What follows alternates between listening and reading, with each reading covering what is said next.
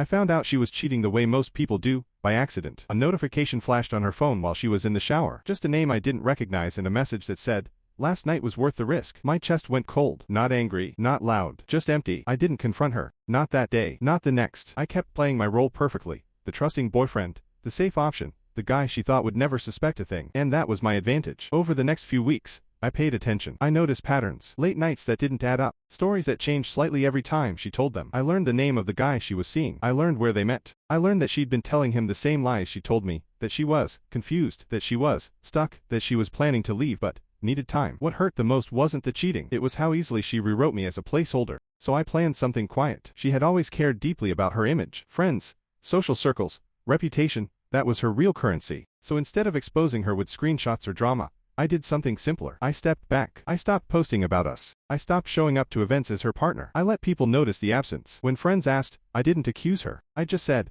"We're not on the same page anymore." Calm, polite, mature. Then came the surprise. She invited me to her birthday dinner. A big one. Friends, family. The guy she was cheating with, introduced as just a coworker. I showed up early, dressed well, smiling. Halfway through dinner, when everyone was settled, she stood up to make a toast. About love, about growth, about honesty. I waited until she finished, then stood up myself. I didn't raise my voice. I didn't embarrass her with details. I just said, "I agree. Honesty matters." That's why I want to thank everyone here for supporting us, especially during the weeks I stepped back so she could decide who she really wanted to be with. Silence. Thick. Uncomfortable. I looked at her, smiled gently, and added, "I hope you choose better next time." I left before anyone spoke. I didn't need to explain anything else. People connected the dots on their own. The guy she cheated with realized he wasn't special, just next. Friends stopped calling her as much. Stories changed. Narratives collapsed. Weeks later, she texted me. Long messages. Apologies. Regret. I didn't reply. Because the best revenge wasn't humiliating her. It was letting her live with the version of herself